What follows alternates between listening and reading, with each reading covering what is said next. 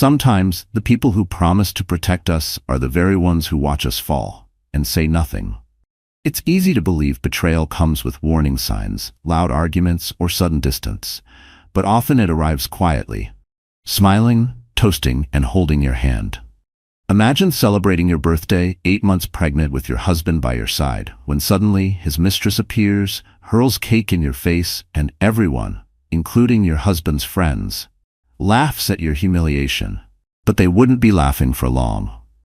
Before we begin, if you appreciate these real-life accounts of courage in the face of adversity, please consider subscribing and hitting that notification bell. When Jenna discovered she was pregnant after years of trying, it felt like the final piece of her carefully constructed life was falling into place. Though the pregnancy hadn't been easy, with severe morning sickness through the first trimester and gestational diabetes in the second, Jenna approached motherhood with the same determined optimism she brought to everything else. There were days when the fatigue brought her to tears, but she pushed through, reminding herself that the fight was worth it. This baby was everything. By the time her 35th birthday approached, Jenna was 8 months pregnant. Her sister, Lena, insisted on throwing her a celebration at Giovanni's, an upscale Italian restaurant with a private dining room. Despite Jenna's protests that she was too exhausted for a party, Lena was adamant. "You deserve to be celebrated," Lena told her. "Especially now. Let people show you how much they care." Jenna had hesitated. Lately, she'd felt a strange tension in Ethan, a distracted silence that settled over him like a second skin. But she told herself it was just the stress of impending parenthood. Jenna relented, touched by her sister's insistence. The evening of the party arrived. Jenna wore a navy blue maternity dress. She'd splurged on one that made her feel beautiful despite the discomfort of late pregnancy. Ethan had been acting distant lately, blaming work stress, but that evening he seemed attentive, helping her into the car and holding her hand as they walked into the restaurant. His smile was warm, but his grip felt colder than usual, almost rehearsed. The private dining room at Giovanni's had been transformed with silver and gold decorations, a "Happy Birthday Jenna" banner hanging across one wall. About 30 guests mingled around high-top tables, colleagues, neighborhood friends, family members, and several of Ethan's friends from his firm, a boisterous group that had always made Jenna slightly uncomfortable with their perpetual boys' club mentality. They laughed loud, drank fast, and shared inside jokes Jenna was never part of. Tonight, they seemed even more tightly bonded, whispering between glances in her direction. By all appearances, it was the perfect celebration. Lena had arranged for a 3-tier cake, decorated with fondant flowers that matched the nursery theme Jenna had chosen for the baby. As the night progressed, Ethan clinked his glass to gather everyone's attention.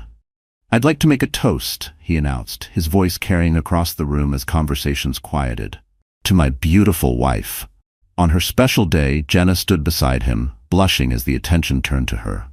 Ethan continued, "Jenna, you're glowing, darling. I'm the luckiest man alive to have you as my wife and soon the mother of our child." His words were sweet, almost too perfect, like lines from a well-rehearsed speech. Jenna smiled, but something in her chest fluttered, and not from the baby. The gathered friends and family raised their glasses in unison to Jenna. What no one knew, what Jenna herself couldn't have imagined, was that Ethan's words were a masterpiece of deception. As he spoke of luck and love, he was hiding a secret that was about to explode into the open in the most devastating way possible. Lena handed Jenna the cake knife, a silver-plated heirloom that had belonged to their grandmother. Ethan placed his hand over Jenna's as they positioned the knife over the top tier, a picture-perfect moment that Lena captured on her phone.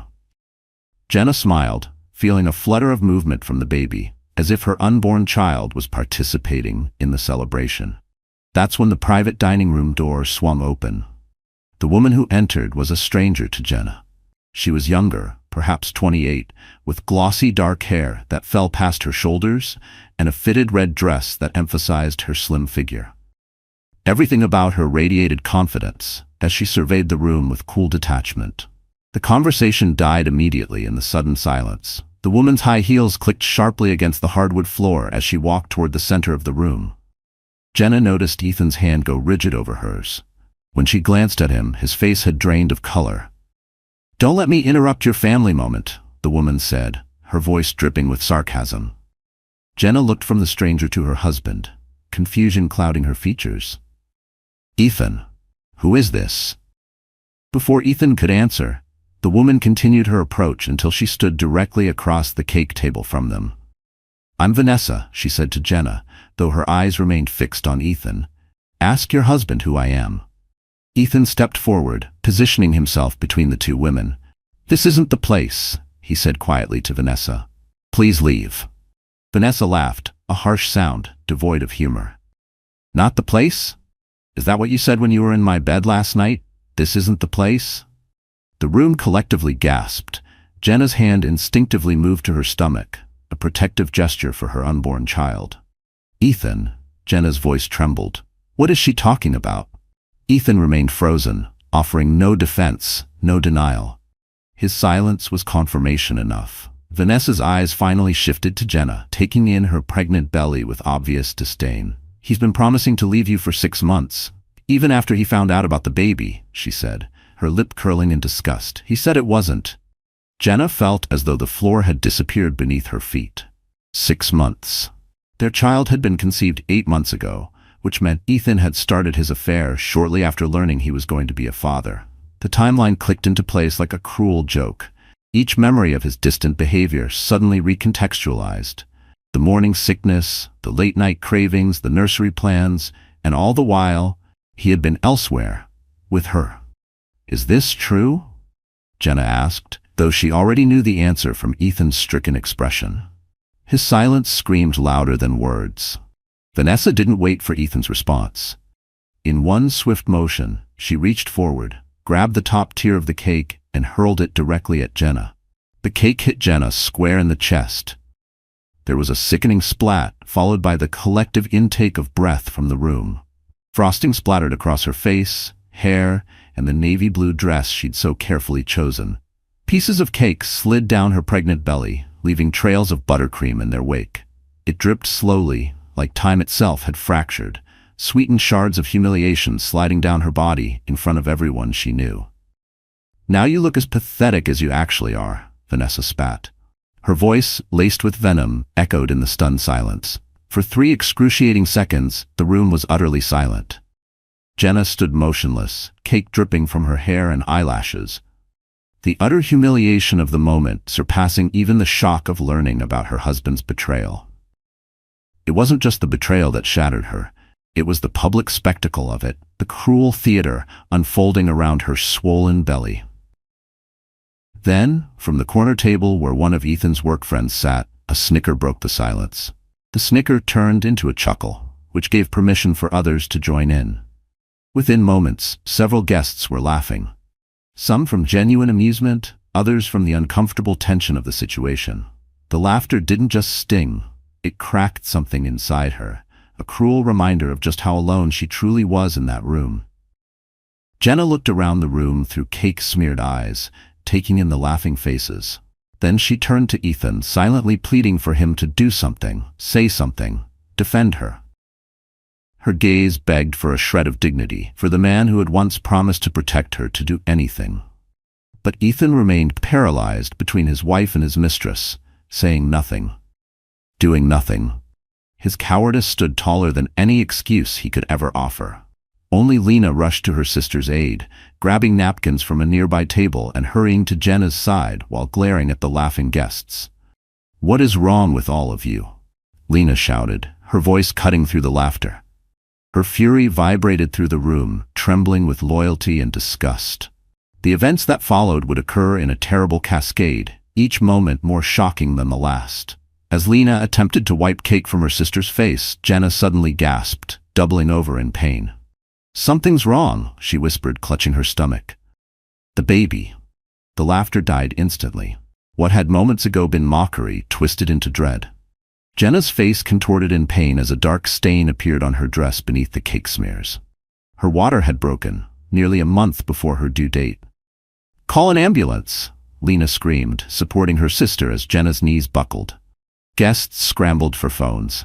Ethan finally moved toward his wife. "Honey, I'm so sorry," he began. Jenna's eyes flashed with a fury that stopped him mid-sentence. "Don't touch me," she hissed through gritted teeth. By the door, Vanessa's expression had shifted from vindictive satisfaction to horror as she watched the medical emergency unfold, a consequence she clearly hadn't anticipated. Without another word, she backed out of the room and disappeared. Within minutes, paramedics arrived and rushed Jenna to St. Thomas Medical Center. As they lifted her onto the stretcher, she locked eyes with Lena. "Don't leave me," she whispered. "I won't," Lena promised, clutching her sister's hand. "Not ever." At the hospital, doctors immediately recognized the seriousness of the situation. Jenna was experiencing preterm labor, complicated by signs of placental abruption, a dangerous condition where the placenta detaches from the uterine wall before delivery. The emotional and physical stress of the public humiliation had likely triggered the complication. In the waiting room, an excruciating drama played out among the family members who had followed the ambulance. Ethan paced anxiously, his once handsome face now haggard with worry and guilt. Jenna's parents sat huddled together, her mother crying quietly while her father stared stonily ahead, refusing to acknowledge his son-in-law's presence. Lena stood apart from them all, furiously typing on her phone. When Ethan approached her, she looked up with such venom that he physically recoiled. "What are you doing?" he asked, nodding at her phone. Lena turned the screen toward him. On it was a video playing, footage she had been recording during the birthday toast and cake cutting. The video clearly showed Vanessa's entrance, her accusations, the cake throwing, and most damning of all, the laughter that followed, and Ethan's complete failure to defend his pregnant wife. "I was recording what I thought would be a sweet birthday memory," Lena said, her voice low and dangerous. "Instead, I captured exactly who you are, who your friends are, who that woman is." Ethan's face paled further. "Lena, please. I've already sent it to Jenna's lawyer," Lena cut him off. "And if anything happens to my sister or that baby, I'm sending it to every person you know." Before Ethan could respond, a doctor entered the waiting room. Everyone turned toward him, the family conflict momentarily suspended by collective concern for Jenna and her unborn child.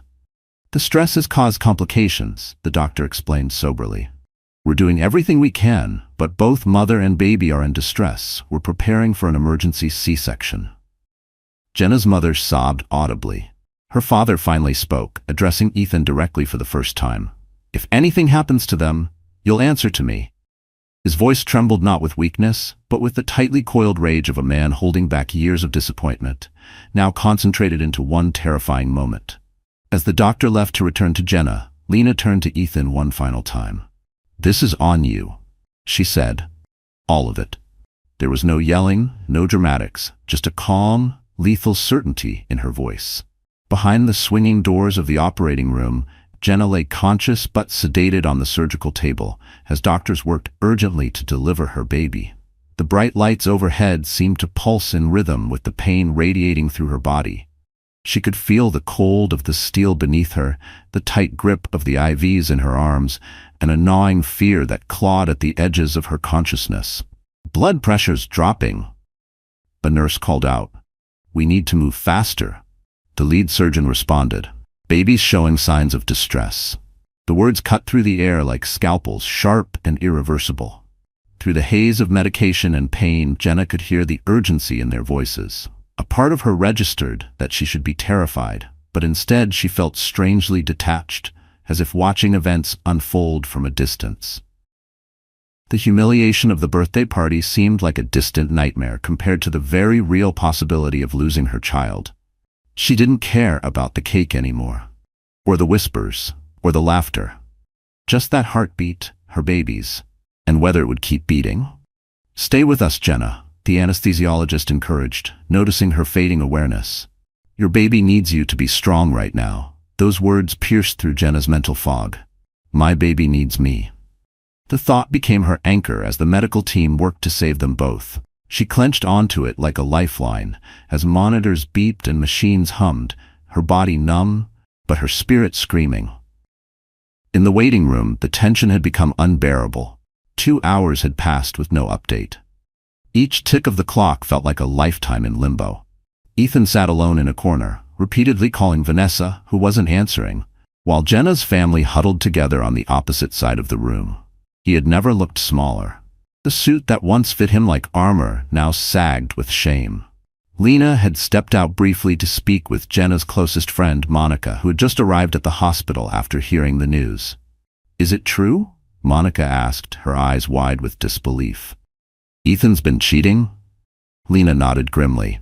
"For months, apparently, and the woman actually threw cake at Jenna while she's 8 months pregnant."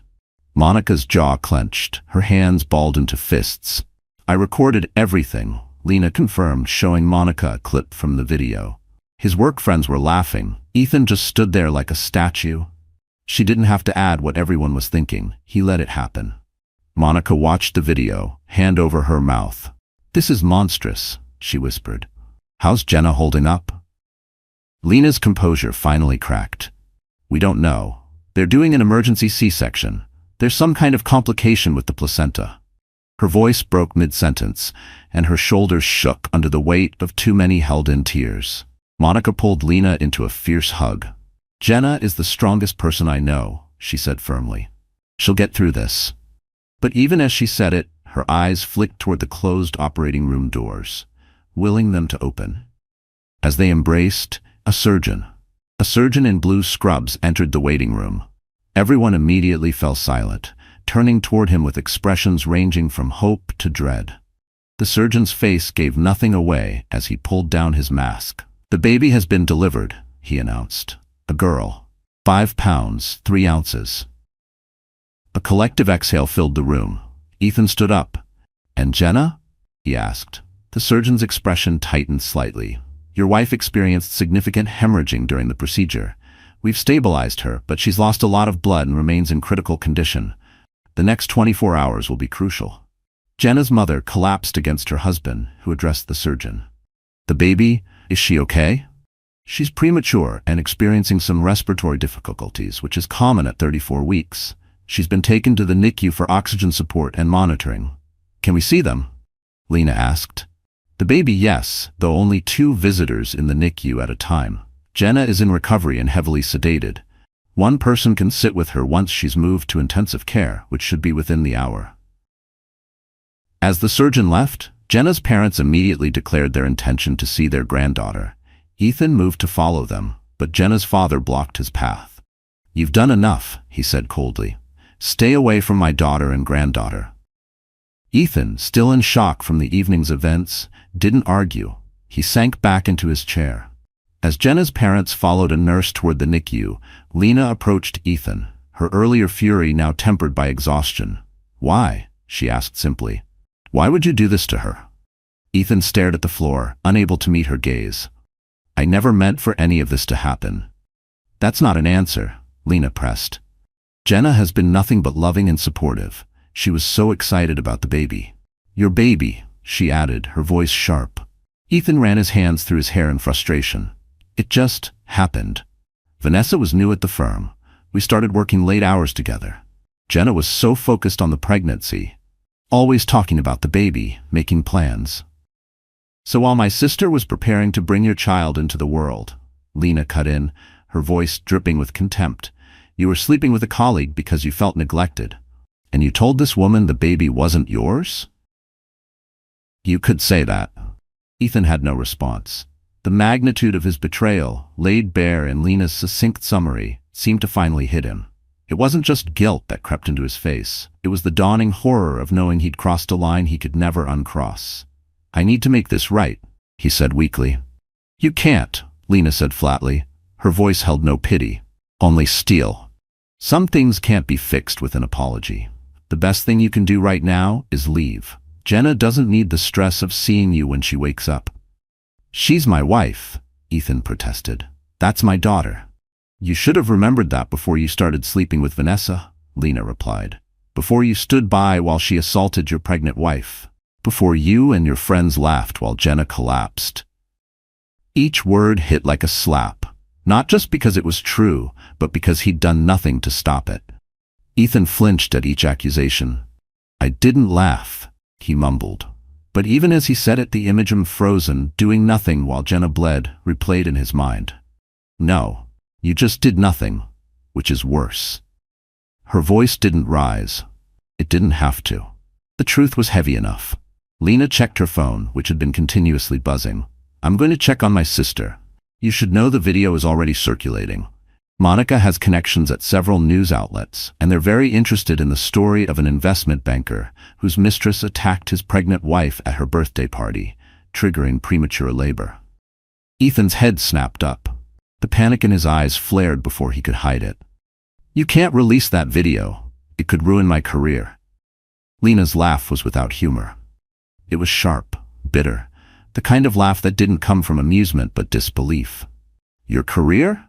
My sister almost died tonight. Your daughter is fighting for breath in the NICU, and you're worried about your job? She took a step closer, lowering her voice to a cold whisper. Everything you care about is slipping through your fingers, and you still don't get it.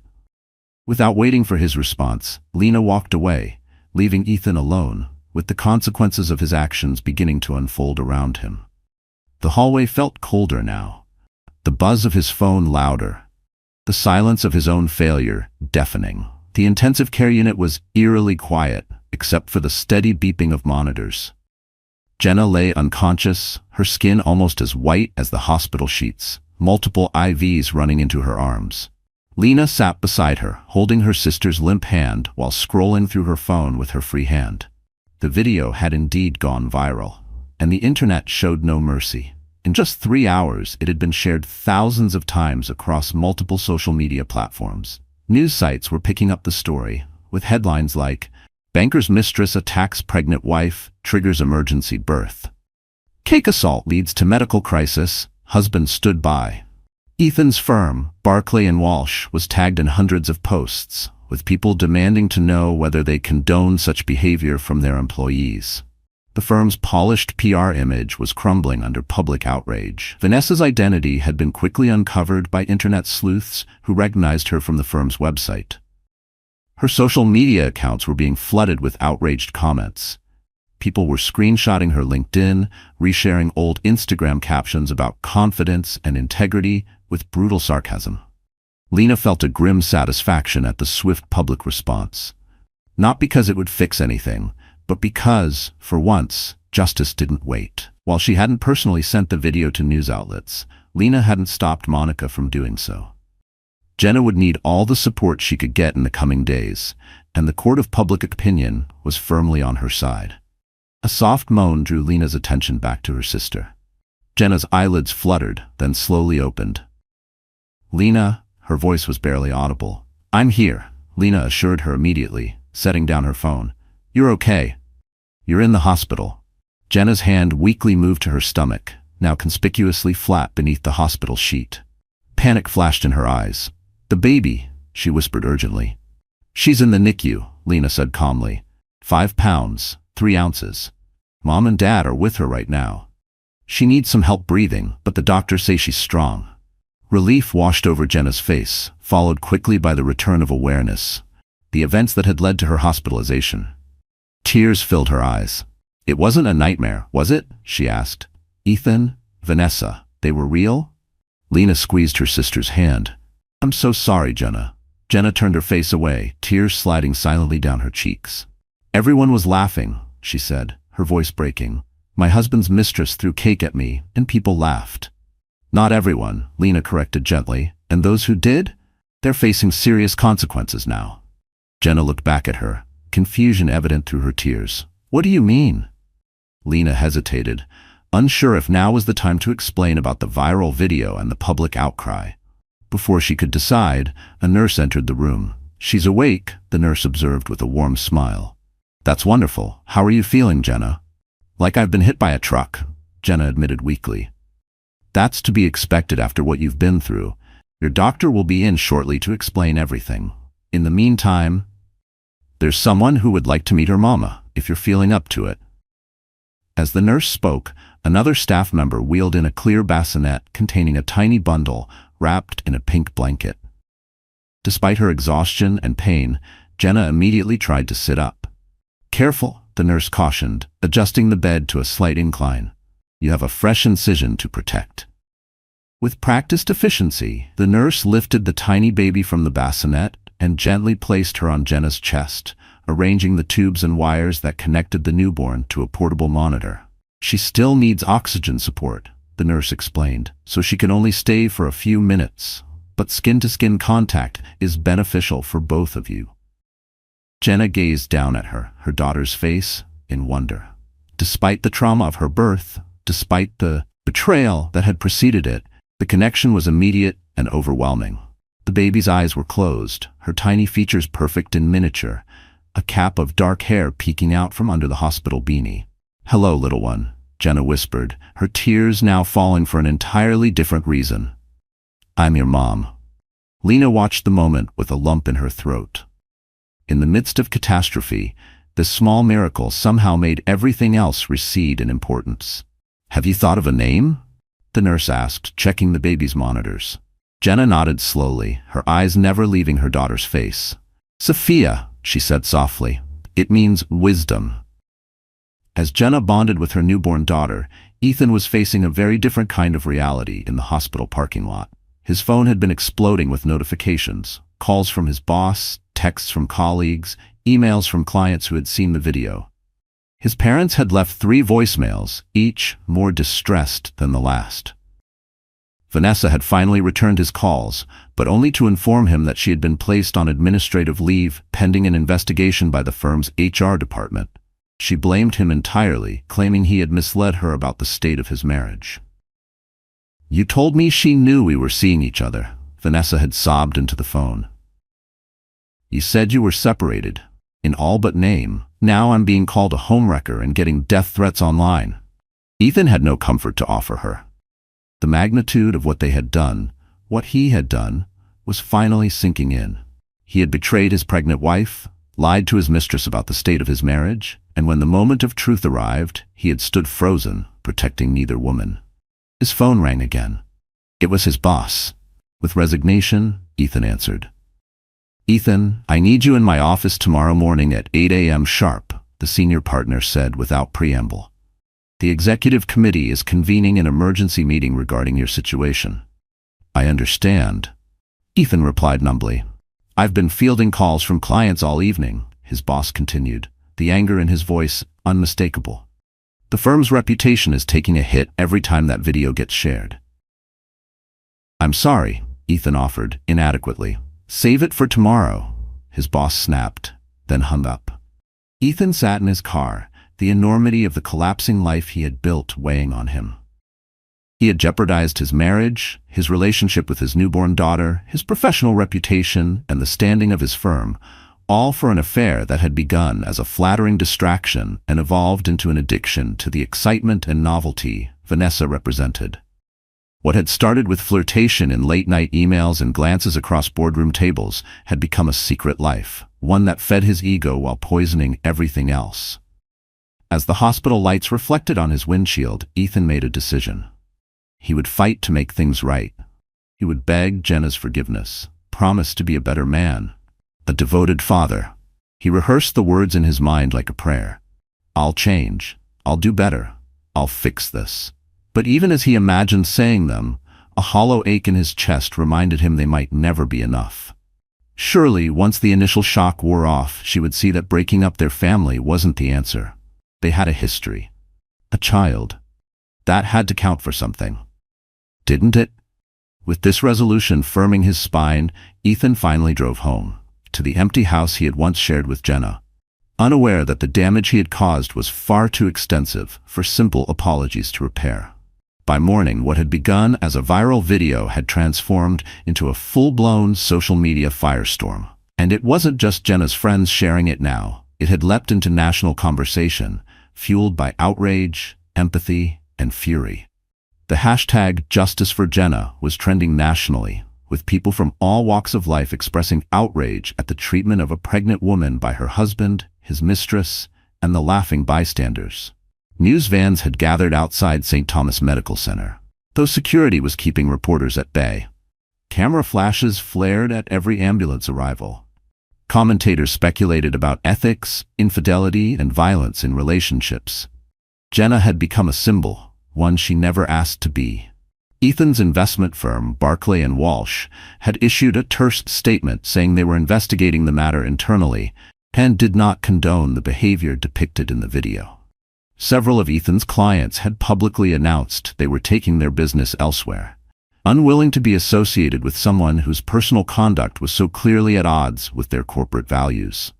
The firm's PR department scrambled while Ethan's name trended, not for his portfolio wins, but for standing motionless while a cake exploded across his pregnant wife's chest.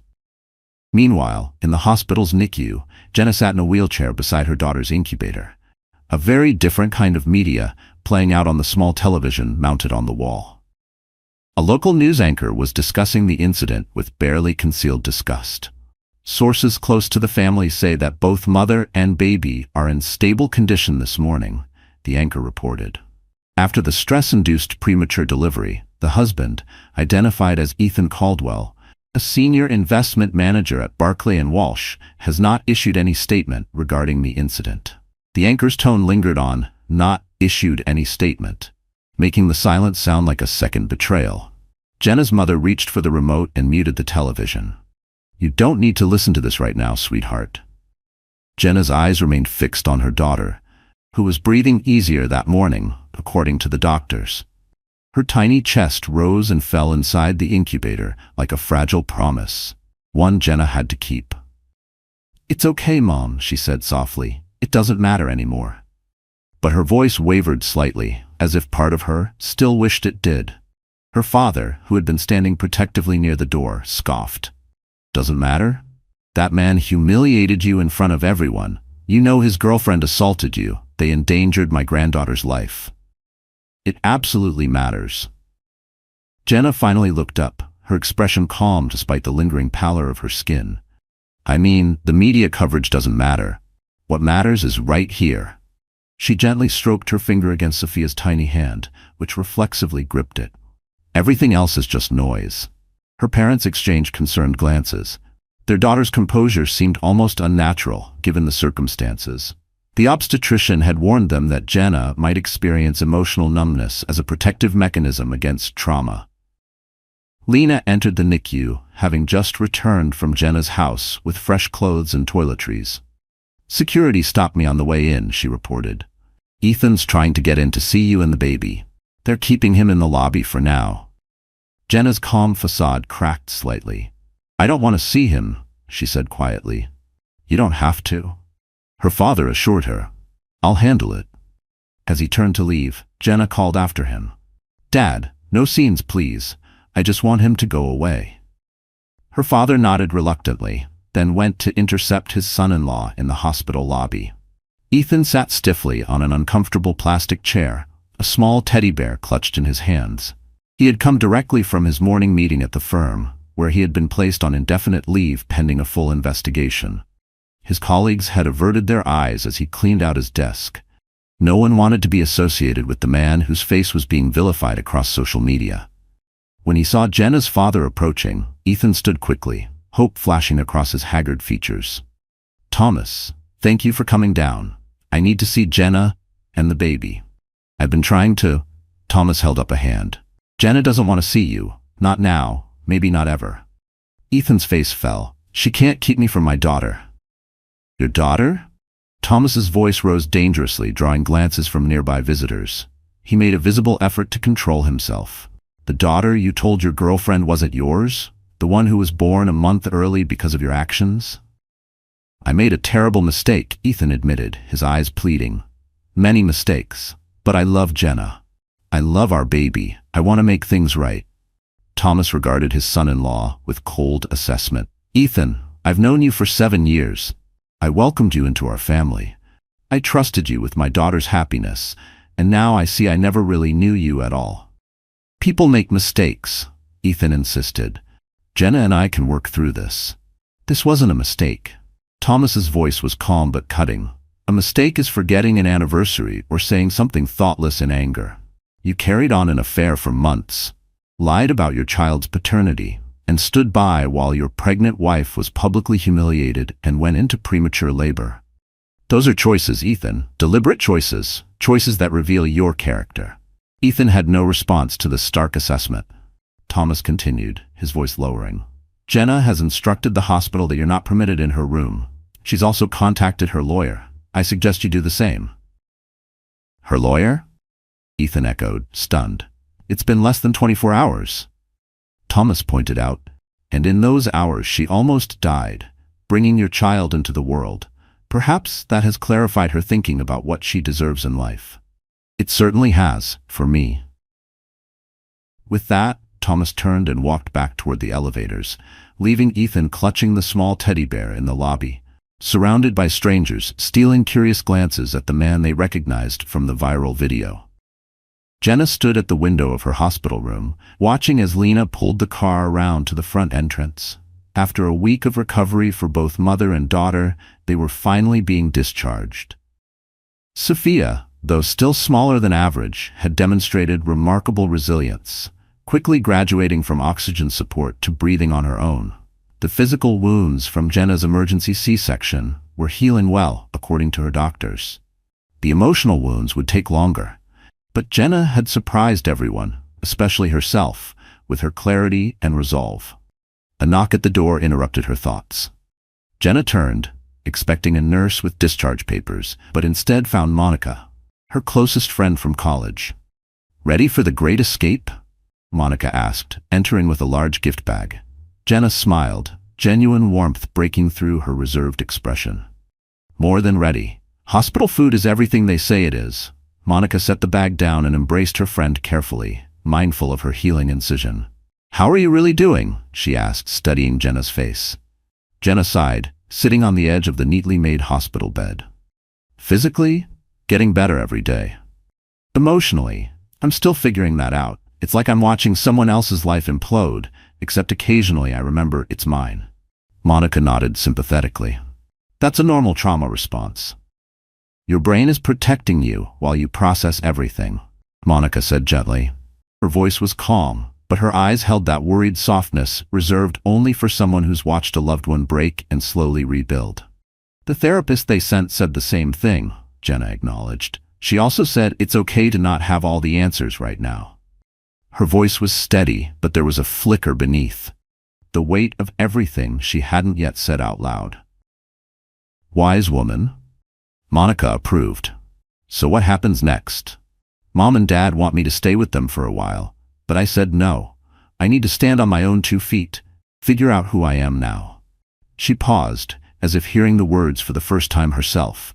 The version of Jenna that had once relied on Ethan's protection no longer existed.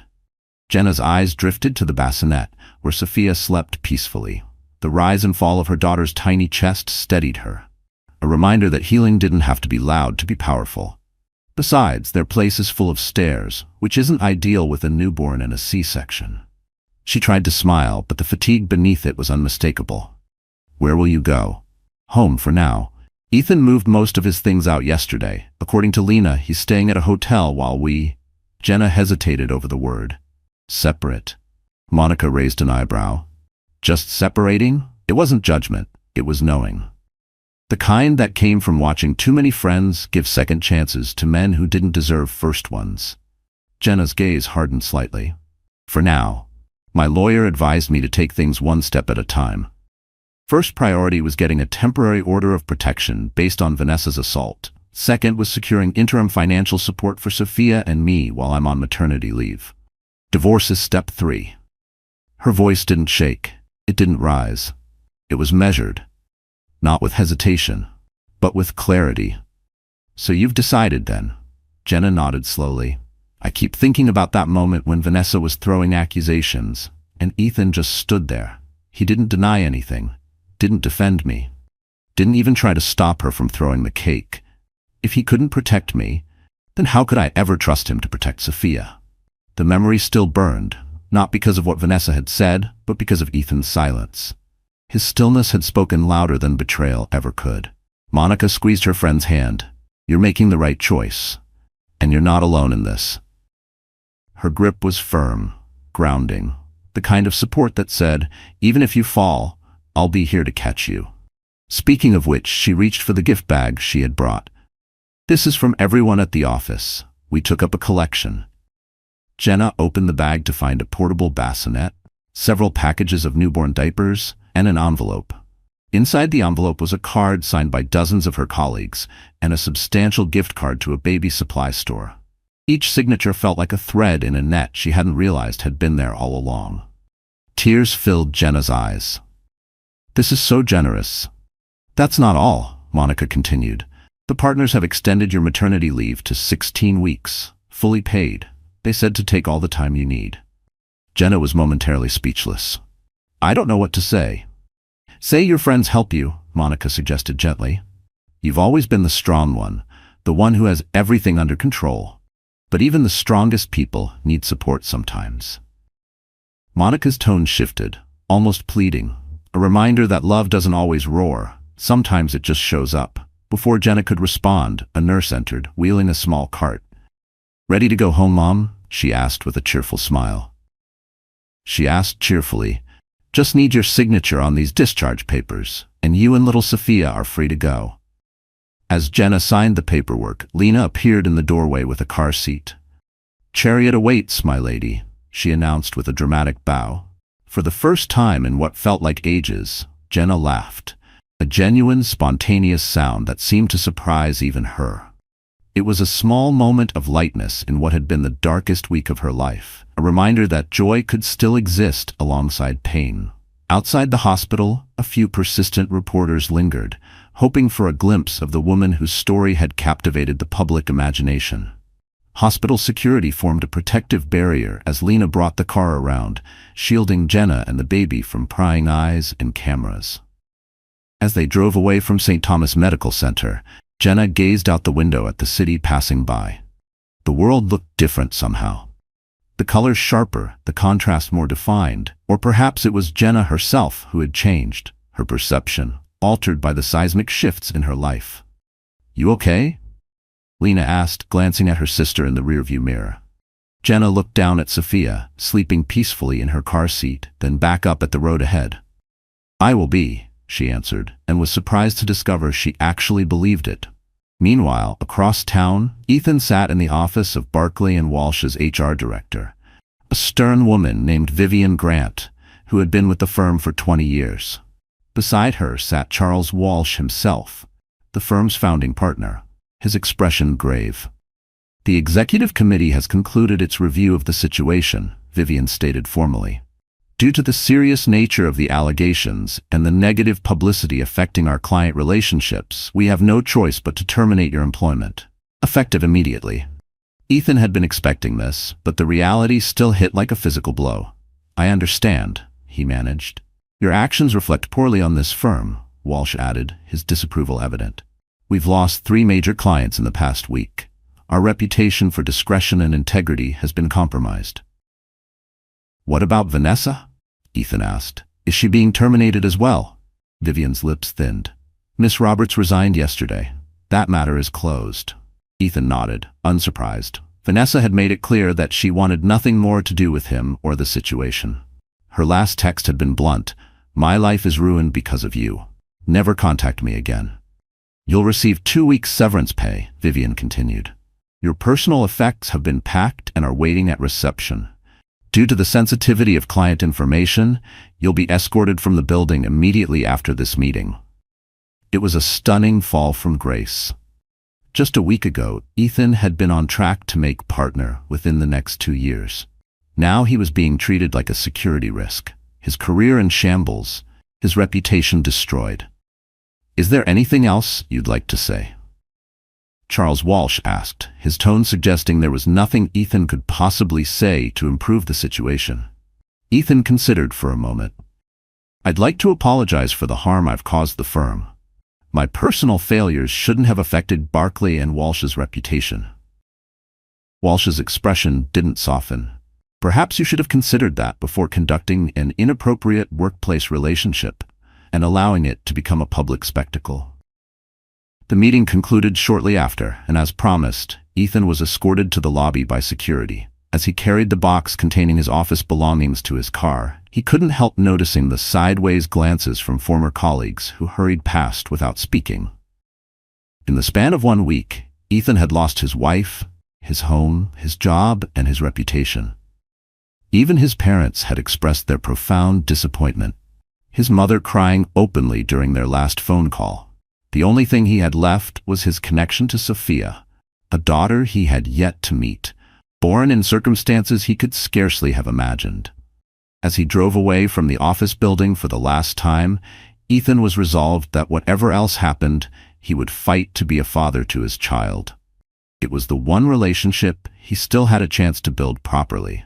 From the beginning, what Ethan didn't yet understand was that rebuilding any part of his life would require confronting the fundamental character flaws that had led him to this point, a process that would be more difficult and painful than losing his external markers of success. 2 weeks after returning home from the hospital, Jenna sat in the elegant office of Diana Winters, widely regarded as one of the city's most formidable divorce attorneys. Sophia slept peacefully in her carrier beside Jenna's chair, oblivious to the serious discussion that would shape her future. "Let's be clear about your priorities," Diana said, her silver-streaked hair pulled back in a severe bun that matched her no-nonsense demeanor. "What matters most to you in this divorce?" Jenna had given this considerable thought. "Financial security for Sophia and me. Primary physical custody, with appropriate visitation for Ethan. I won't keep him from his daughter," Jenna said, "but I need to be the one making day-to-day decisions. And I want the house. I designed every inch of that nursery. I can't bear the thought of leaving it."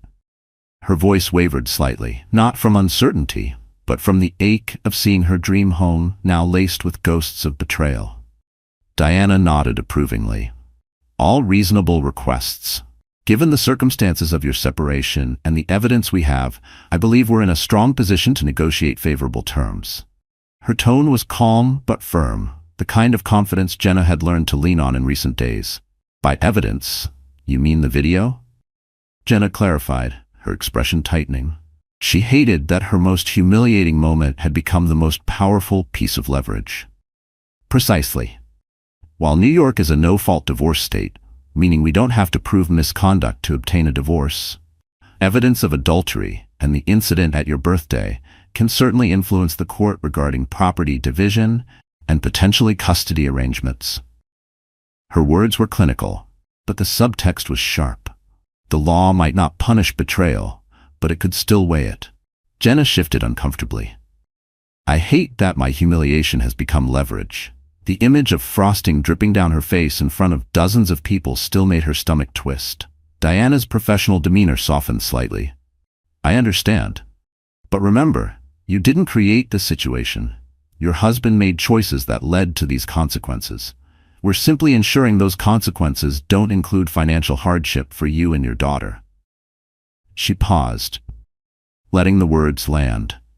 "You're not taking revenge, Jenna. You're protecting a future." Sophia stirred in her carrier, making tiny sounds that Jenna had already learned to recognize as the precursors to hunger. With practiced movements, she lifted her daughter and prepared to nurse her. The simple ritual grounded her, a quiet moment of motherhood amid the chaos of legal strategy. "Is this okay?" she asked the attorney. "Of course," Diana assured her. "I have 3 children of my own. Now, let's discuss our next steps. Have you and Ethan communicated directly since you left the hospital?" Jenna shook her head as she settled Sophia against her breast. "Only through Lena or my parents. He sent several texts asking to see the baby, but I've told him I want all communication to go through our lawyers for now." Her voice had no venom, just boundaries, newly built and fiercely guarded. "That's wise," Diana approved. "The restraining order against Vanessa remains in place?" "Yes, though I haven't seen or heard from her since that night. According to Lena's sources, she moved back to Chicago to live with her parents after resigning from the firm." The name still felt like glass in her mouth. Vanessa had vanished, but her damage remained. Diana made a note in her file. "Good. One less complication. Now Ethan has retained counsel, Gerald Hoffman, a respected family law attorney I've faced many times. He's requested a preliminary meeting to discuss temporary arrangements while the divorce proceeds." Jenna nodded gently, stroking Sophia's cheek as she nursed. The baby's skin was impossibly soft, a reminder of all that still needed protecting. "When?" "Next week, if you're feeling up to it. You wouldn't need to see Ethan. This would be a meeting between attorneys, with our respective clients in separate rooms. That's fine, Jenna agreed. The sooner we establish some clear boundaries, the better. And this time she intended to enforce them. Diana studied her client with professional assessment. Jenna Caldwell presented a compelling figure.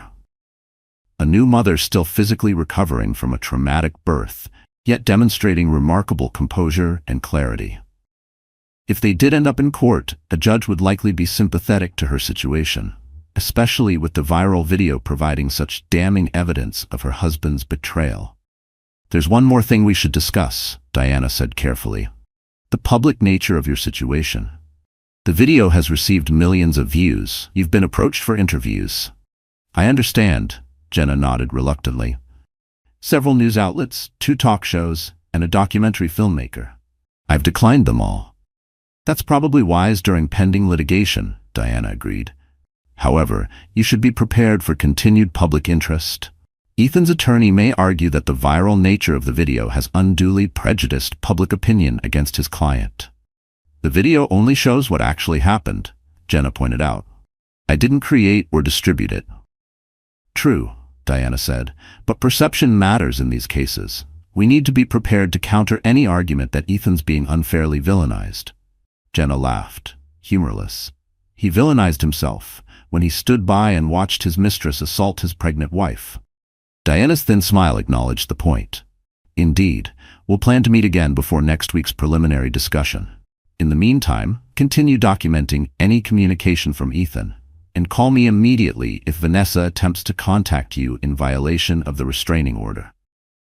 As Jenna gathered her things to leave, Diana offered a final observation. You know, many clients in your position are still in shock at this stage. Angry, vengeful, or completely overwhelmed. You seem remarkably focused. Jenna glanced down at Sophia, now asleep against her shoulder. I don't have the luxury of falling apart. Every decision I make now affects her future. She met the attorney's gaze directly. Besides, I wasted enough tears on Ethan in the hospital. I'm done crying over someone who could hurt me so deliberately. Diana nodded approvingly. Channel that clarity. It will serve you well in the months ahead. Across town, Ethan sat in a considerably less imposing office, facing his own attorney. Gerald Hoffman was in his 60s, with the patient demeanor of someone who had seen every possible manifestation of marital discord over his 40-year career. The preliminary meeting is set for next Wednesday, Gerald informed him. Diana Winters is tough but fair. She'll come in with specific demands regarding temporary support and custody arrangements while the divorce proceeds. He adjusted his glasses as he spoke, his tone professional, but with an edge that suggested even he knew this wouldn't be an easy negotiation. Ethan leaned forward anxiously. Will Jenna be there? I need to talk to her. Make her understand that. His voice cracked slightly, the desperation bleeding through despite his best efforts to sound composed. Gerald held up a hand. No, you won't see Jenna. This is a meeting between attorneys with clients in separate rooms, specifically to avoid direct confrontation at this emotional stage. And Ethan, I have to be frank with you. Your position is not strong. He didn't sugarcoat it. There wasn't time for illusions anymore. Ethan's shoulders slumped. Because of the video? Partially, yes. The video presents compelling evidence of both infidelity and behavior that endangered your wife and child. But more broadly, your actions have created a narrative that's difficult to counter. Gerald leaned in, speaking more quietly now. You didn't just cheat. You allowed chaos to unfold around a pregnant woman you swore to protect in front of an audience. And the internet never forgets. You conducted an affair while your wife was pregnant. Your mistress publicly humiliated her, triggering early labor. You've lost your job as a result. These facts don't position you favorably for custody negotiations. Each word landed like a blow. Ethan winced, but he didn't argue. He couldn't. Ethan ran his hands through his hair in agitation, the same hands that once built a nursery crib, now clenched with regret. So what do? We present you as contrite, responsible, and focused on being a good father moving forward. We acknowledge past mistakes without continuing to dwell on them. We emphasize your commitment to co-parenting effectively despite the marriage's end. You're not here to reclaim a marriage, Gerald added firmly. You're here to protect whatever relationship you can still salvage with your child. But I don't want the marriage to end, Ethan insisted. I made a terrible mistake. I want another chance. His voice cracked again, this time not from panic but genuine remorse, raw and heavy. Gerald's expression was sympathetic but firm. Ethan, you need to accept reality. Jenna has filed for divorce. Given what's transpired, reconciliation is extremely unlikely. Our focus now is on securing reasonable custody arrangements and fair financial terms. He paused before adding, and how you handle this stage, right now, will determine how much you lose. Ethan slumped back in his chair, the finality of the situation sinking in. The weight of consequence pressed down harder than any courtroom judgment. I haven't even met my daughter yet, he said quietly. His voice barely rose above a whisper, like the thought alone drained the last of his resolve. That's something we'll address at the preliminary meeting, Gerald assured him. A father has rights to access his child, barring evidence that he presents a danger. Despite everything, there's no suggestion you would harm your daughter. He looked directly at Ethan. But rights don't erase consequences. Keep that in mind. Of course I wouldn't, Ethan replied, horrified at the mere suggestion. Tears prickled at the corners of his eyes. Not for what he had lost, but for what he had never even held. Then we'll secure visitation rights, possibly supervised at first, but progressing to more standard arrangements. Gerald closed his file, the meeting done, but for Ethan, the reckoning had only just begun. As you demonstrate responsible parenting, Gerald consulted his notes. Now, regarding finances, you're currently unemployed, correct? Ethan nodded glumly. I have some interviews lined up, but firms in my sector are hesitant because of the publicity. That complicates support calculations, Gerald mused. We need to argue that any temporary support order should be based on your realistic earning capacity in the current circumstances, not your previous salary. I'll pay whatever I need to for Sophia, Ethan said quickly. I don't want Jenna to think I'm trying to shirk my responsibilities.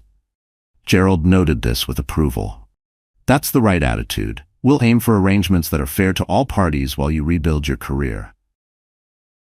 As Ethan left his attorney's office, his phone buzzed with a text from his mother. Your father and I would like to meet our granddaughter. Any progress? Ethan sighed heavily as he typed his response, working on it. Meeting with lawyers next week. The truth was that Ethan had never felt more powerless in his adult life. His access to his own child depended on legal negotiations. His professional future was uncertain. Even his parents' relationship with their granddaughter hinged on his ability to navigate the consequences of his actions. For the first time, Ethan was beginning to understand that some mistakes couldn't be fixed with charm, money, or promises to do better. Some betrayals permanently altered the landscape of trust and respect, in ways that no apology could restore. As he walked to his car, Ethan passed a young couple pushing a stroller, the father's arm protectively around the mother's shoulders. The simple family scene, one he had once taken for granted as inevitable in his future, now seemed like an impossible dream. The weight of what he had lost, through his own choices, settled over him like a physical burden. The law offices of Winters and Associates occupied the 15th floor of a downtown high-rise with sweeping views of the city.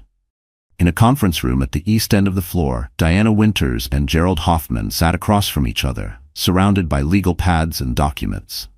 Their clients waited in separate rooms, Jenna in Diana's office, with Lena keeping her company.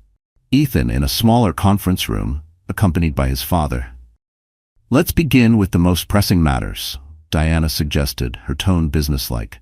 Temporary custody and support. While the divorce proceeds, Gerald nodded. My client is requesting regular visitation with his daughter. He proposes initially supervised visits, progressing to unsupervised day visits as appropriate. Diana consulted her notes. My client is amenable to supervised visitation, twice weekly for 2 hours, to take place at Jenna's home with her sister present as the supervisor. That's quite restrictive, Gerald observed. Ethan is Sophia's father. There's no allegation he would harm the child. There is, however, significant evidence that he exercised poor judgment that endangered both mother and child, Diana countered smoothly. Jenna's priority is establishing a stable routine for a newborn who has already experienced medical challenges. Mr. Caldwell has yet to demonstrate his commitment to Sophia's well-being. Gerald frowned. How can he demonstrate commitment if he's barely allowed to see his child? By accepting initially conservative arrangements and building from there, Diana replied. This is a temporary agreement while the divorce proceeds, not the final custody determination. If your client demonstrates reliability and good judgment during supervised visits, we can revisit the terms in 60 days. Gerald made a note. I'll discuss it with my client. He moved on to the next issue. Regarding temporary support, we need to address Mr. Caldwell's current employment situation. Indeed, Diana acknowledged. While Mr. Caldwell's actions resulted in his termination, my client recognizes that it's in Sophia's best interest for her father to rebuild his career. We propose temporary support based on 75% of his previous salary for a period of 3 months, after which we would reassess based on his employment status at that time. Gerald raised his eyebrows. That's more reasonable than I expected. Diana's smile was thin. Miss Caldwell is focused on long-term stability, not short-term punishment. She recognizes that her daughter benefits from having a financially secure father. The negotiations continued for nearly 2 hours, covering access to the family home. Ethan would retrieve personal items by appointment only. Medical decisions for Sophia. Joint legal custody, with Jenna having tie-breaking authority. Interim financial arrangements, covering household expenses during the separation. Finally, Diana gathered her papers. I believe we've reached preliminary agreement on all essential matters. I'll draft the temporary arrangement for your review and, pending client approval, we can proceed with formal divorce filings next month, Gerald concluded. My client still hopes for reconciliation, he added, but understands we need to establish these temporary arrangements regardless. His tone was calm, but the hope in his words sounded less like confidence and more like a man reciting a line he no longer believed. Diana's expression revealed nothing, though she doubted Jenna had any interest in reconciliation. She had seen this before, the husband hoping the legal process might be slow enough to turn back time. It never was. I'll convey that to my client. In the meantime, shall we inform them of our progress? In Diana's office, Jenna sat stiffly on a leather sofa, trying to focus on Sophia sleeping in her carrier, rather than the anxiety churning in her stomach. The baby's slow, rhythmic breaths were the only thing keeping her grounded, as legal documents shaped her new life behind closed doors. Lena scrolled through her phone beside her, occasionally sharing social media updates to distract her sister. Apparently, Vanessa closed all her social media accounts, Lena reported. Her voice was tinged with satisfaction, though she didn't smile. Smart move, considering the death threats. Jenna winced. I don't condone that. As much as I hate what she did, threatening violence isn't the answer. Her words were soft but firm, a quiet reminder that dignity didn't have to disappear just because trust had. You're a better person than me, Lena muttered. I'd be fine with her experiencing some consequences. She didn't look up from her phone, but her jaw was tight. Her loyalty burned hotter than her anger. She lost her job and had to move back home with her parents, Jenna pointed out. Those are consequences. Besides, Ethan is the one who made vows to me, not Vanessa. There was no bitterness in her tone, only clarity. The betrayal that hurt the most always came from those closest to you. The door opened, and Diana entered with a satisfied expression that immediately eased some of Jenna's tension. The shift in Diana's posture, shoulders relaxed, chin slightly lifted, was the first real signal that something had gone in their favor. We've reached preliminary agreements on all key points, Diana announced. Mr. Hoffman will be discussing them with Ethan, but I believe the terms are quite favorable. She proceeded to outline the visitation schedule, support arrangements, and other details they had negotiated.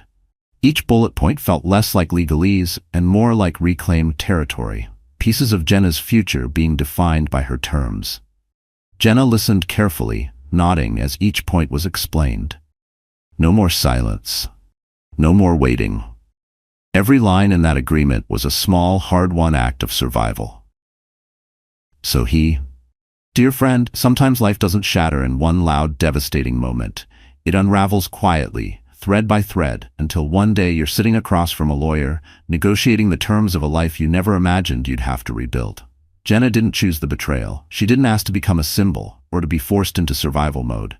But when the moment came, she did what the Stoics have long taught us. She faced the truth, not with rage, but with reason. She didn't try to control what had already broken. Instead, she focused on what she could control: her dignity, her child's safety, her future. Marcus Aurelius once said, "If you are distressed by anything external, the pain is not due to the thing itself, but to your estimate of it. And this you have the power to revoke at any moment." Jenna revoked the power of betrayal to define her. And maybe you can too. We don't always get justice in the way we expect, but we do get the chance to choose how we respond. We get the chance to stand up, not just in anger, but in quiet strength. One boundary, one breath, one document at a time. This isn't just about divorce or drama. It's about reclaiming your voice when the world tries to silence it. So if you're walking through your own fire, remember this: healing doesn't mean forgetting. It means refusing to let the pain become your identity. You've got this. And if you don't feel like you do today, come back tomorrow. We'll be here. Keep walking forward, even when it hurts. If this story moved you, helped you reflect, or reminded you of someone who needs to hear it, like this video, share it with a friend, and don't forget to subscribe for more stories that speak to the strength inside you. We'll get through this together.